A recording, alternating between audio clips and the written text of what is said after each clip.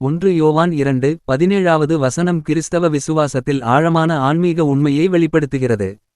இந்த வசனத்தின் விளக்கம் பின்வருமாறு. உலகமும் அதன் இச்சையும் ஒழிந்துபோம், தேவனுடைய சித்தத்தின்படி செய்கிறவனோ என்றென்றைக்கும் நிலைத்திருப்பான். இங்கு உலகம் என்பது பொருள் உலகத்தையும் பாவத்தால் ஆளப்பட்ட மனித சமுதாயத்தையும் அதன் தற்காலிக இன்பங்களையும் குறிக்கிறது. இது உடல் இச்சைகள், புலனின்பங்கள், பண ஆசை, புகழ், அதிகாரம் போன்றவற்றை உள்ளடக்கியது. இவை அனைத்தும் தற்காலிகமானவை, அவை நிலையற்றவை. உலகின் இந்த இச்சைகள் மற்றும் பொருட்கள் ஒரு நாள் அழிந்துவிடும், ஏனெனில் அவை தேவனுடைய நித்திய திட்டத்துடன் ஒத்துப்போவதில்லை. இந்த பகுதி மனிதர்கள் உலக இன்பங்களில் மட்டும் கவனம் செலுத்துவது அறிவீனமானது என்பதை எச்சரிக்கிறது, ஏனெனில் அவை மறைந்துவிடும். இதற்கு மாறாக தேவனுடைய சித்தத்தை பின்பற்றி வாழ்பவர்கள் நித்திய வாழ்வை பெறுவார்கள்.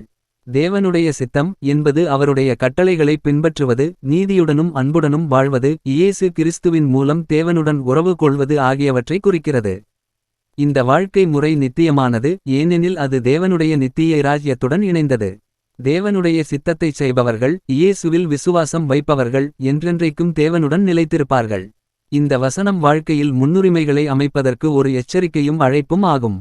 உலக இன்பங்களை துரத்துவதற்கு பதிலாக தேவனுடைய சித்தத்தை நிறைவேற்றுவதில் கவனம் செலுத்த வேண்டும் என்று இது வலியுறுத்துகிறது. இது விசுவாசிகளை உலகின் நிலையற்ற தன்மையை உணர்ந்து தேவனுடைய நித்திய வாக்குத்தத்தங்களை பற்றிக்கொள்ள ஊக்குவிக்கிறது. இந்த வசனம் நம்மை நமது முன்னுரிமைகளை மறு ஆய்வு செய்ய அழைக்கிறது. நாம் உலக இன்பங்களை துரத்துகிறோமா அல்லது தேவனுடைய சித்தத்தை நிறைவேற்ற முயற்சிக்கிறோமா? நட்சத்திரக்குறி வாழ்க்கை முறை நட்சத்திரக்குறி தேவனுடைய சித்தத்தை பின்பற்றுவது, அன்பு, பணிவு, நீதி மற்றும் மற்றவர்களுக்கு சேவை செய்யும் வாழ்க்கையை வாழ்வதை உள்ளடக்கியது. இது விசுவாசிகளுக்கு நித்திய வாழ்வின் நம்பிக்கையை அளிக்கிறது, இது உலகின் தற்காலிக இன்பங்களை விட மேலானது.